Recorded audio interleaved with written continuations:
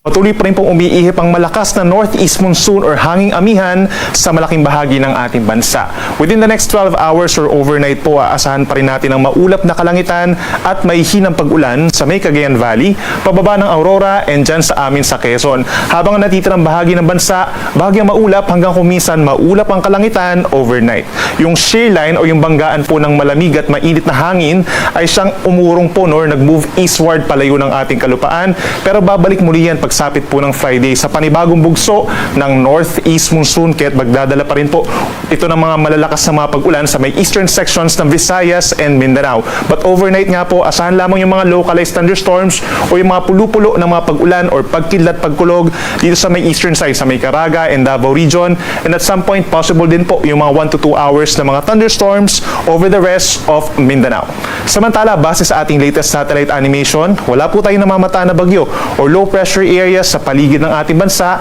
at aasahan na anumang weather disturbance hanggang sa matapos ang weekend.